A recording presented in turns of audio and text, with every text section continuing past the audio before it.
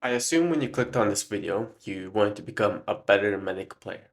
Now, sure, I'm no great medic player either, but I can definitely teach you something that will improve your experience, not only for you, but for your teammates as well. Now, before we start, if you find this video helpful at all, please, if you could, subscribe. It means a lot to me and it encourages me to keep going. Now, with that out of the way, let's finally start.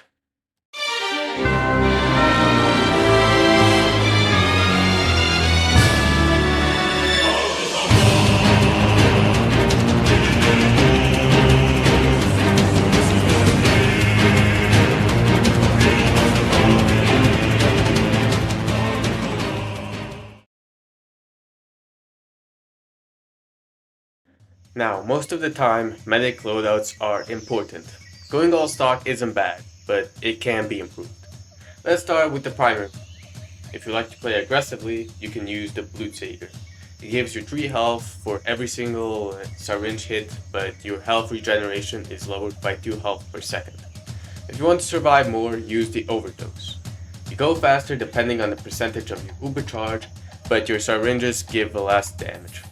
Or if you want to heal and deal damage, use the Crusader's Crossbow. It allows you to heal your teammates while also being able to deal damage to enemies. The only downside to this weapon is that you will need a lot of precision to actually hit your shots, as it gives more health and deals more damage depending on your distance. These are all great options and there is no worst one to pick. If it suits your needs, then you use it. Though if I have to recommend any weapon, the Crusader's Crossbow is recognized as the best primary weapon for medics. Next are the Mediguns. Stock is a great option. I also recommend using it as it gives you and the person you're healing invulnerability. If your teammates keep dying, the best Medigun to use is the Quick Fix. Sure, it may not make you invincible, but it will increase your healing by 3 times. If you have great teammates, use the Crit Streak gun. On Uber, it grants guaranteed critical damage. Again, no invulnerability, but the kill streak is so satisfying, it will be worth it. Lastly, if the enemy team is focused on single damage type, use Vaccinator. It gives you and the person you're healing resistance to a damage type that you can select, whether it being bullets, rockets, or fire. Lastly are the melees. There is only 2 considered great melees for medic.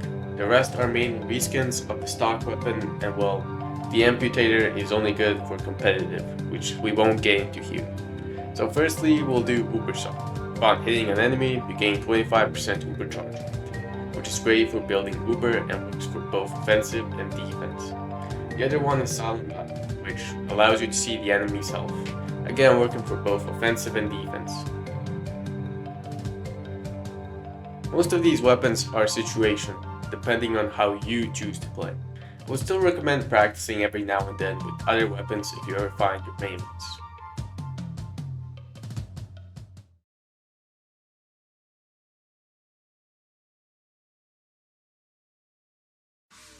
Positioning is crucial as a medic for survival and successful healing.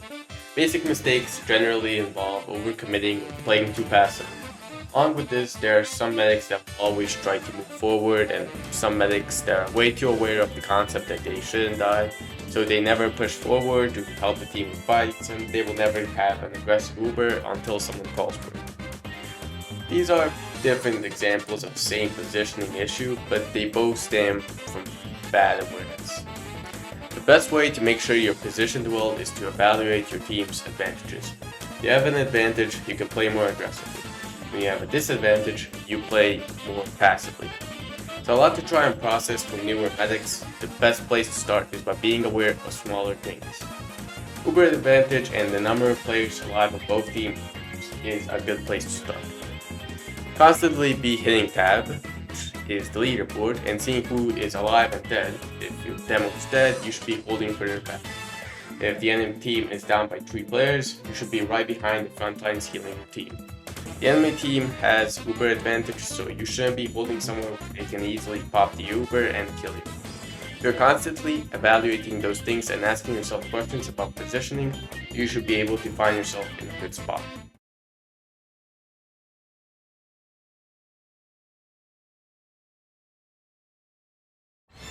You already agreed to the terms of conditions as a medic player, and that is some of your teammates will always find a way to hate on you. Whether it being because you weren't pocketing them or you didn't run 5 kilometers across the map to heal them, you're immediately the number one person that will be blamed on if you weren't doing your job up to satisfaction of other players. There will always be types of players who you will hate and those who will hate you. And well, the next few things I'll tell you is what to expect by playing as a medic. Spamming medic.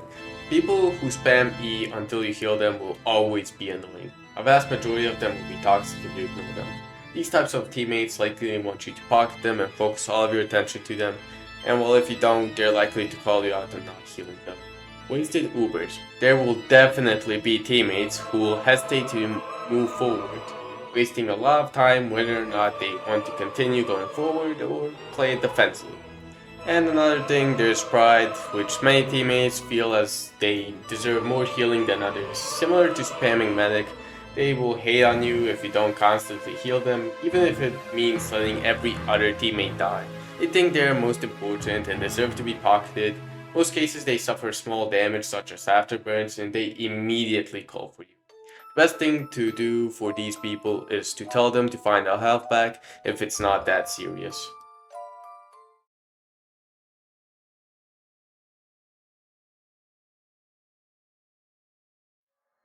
A pocket medic is a term for a medic who almost exclusively heals and supports a single teammate. In this case, we will not be talking about the douchebag side of pocketing, but rather which classes should you heal more. Well, the obvious top priorities would be Demo Man, as he's considered the strongest class for offense, especially for crit speed. Heavy is also good for both offense and defense, would recommend going for this class. Soldier is also good for offense and it's great because of its damage, and Pyro is great for protection if they use Air Blast, that is. Along with that, they can easily move forward because of their damage. The rest are situational like Scout or other medics, but anyway, this doesn't mean that you should only heal these top priorities. This means you should heal these classes more because of their benefits not only to the team itself, but for you as well. Thank you guys so much for watching. This took me a really long time to make and honestly, I had fun. I practiced with editing and it definitely got better. If this helped you at all, please do consider subscribing. That's all. See you soon.